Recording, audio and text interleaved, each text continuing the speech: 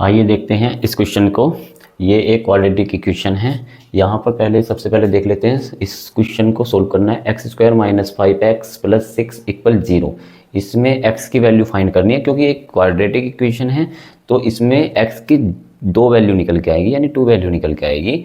यहाँ पर देखेंगे इसमें सबसे पहले जो लास्ट का टर्म होता है, लास्ट का जो पार्ट होता है उसको आप सॉल्व करके देखते हैं, क्योंकि आपने एक क्वाड्रेटिक इक्वेशन पढ़ी है जो मेनली याद रखते हैं, जैसे कि x square minus alpha plus beta into x plus alpha into beta.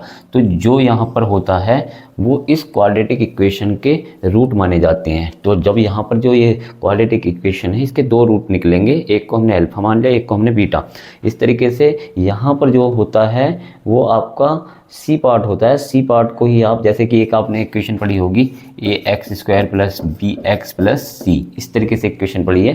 जो ये सी पार्ट होता है ये कांस्टेंट वैल्यू होती है। यहाँ पर अल्फा और बीटा दोनों मल्टीप्लाई करके इसको देखना होता है। अगर इस इक्वेशन को सोल्व करते हैं तो ये किस तरीके से सोल्व करते हैं, 6 के ऐसे फैक्टर करने हैं, इस साइन से पता चलेगा कि यहाँ पर हमें ऐड करना है या सब्ट्रैक्ट करना उन फैक्टर को। तो 6 के ऐसे फैक्टर करने हैं जिनको ऐड करने के बाद 5 आ जाए। तो हम देखते हैं 3 मल्टीप्लाई 2 करते हैं तो हमारा 6 आता है, और 3 प्लस 2 करते हैं तो हमारा 5 आता है। इसका मतलब ये हुआ, यहाँ पर आप देख रहे हैं अल्फा प्लस बीटा, यानी कि उन जो 2 रूट हैं उनको हम क्या करेंगे, दोनों को आपस में जोड़ते हैं तो 5 हमको मिलता है। ठीक है ना।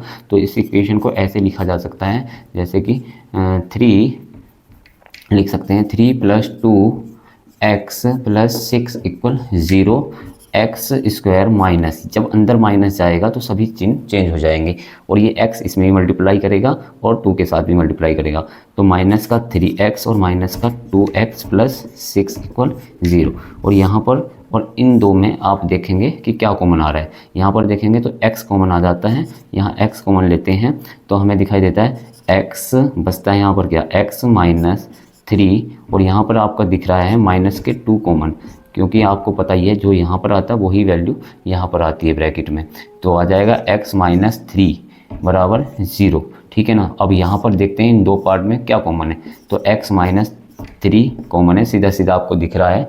ठीक है ना। x माइनस 3 यहाँ से कॉमन जाएगा तो यहाँ पर x बचेगा, और यहाँ से x माइनस 3 कॉमन होगा तो यहाँ पर माइनस के 2 बचेगा, तो इक्वल 0। अब इन 2 टर्मों को आप x माइनस 3 बराबर एक बार 0 के इक्वल रखेंगे, इसको एक बार x माइनस 2 को 0 के इक्वल रखेंगे, तो यहाँ पर x बराबर 3 आ जाएगा और यहाँ पर x बराबर 2 आ जाएगा। इसका मतलब एक को आप अल्फा कह सकते हैं और एक को आप बीटा कह सकते हैं।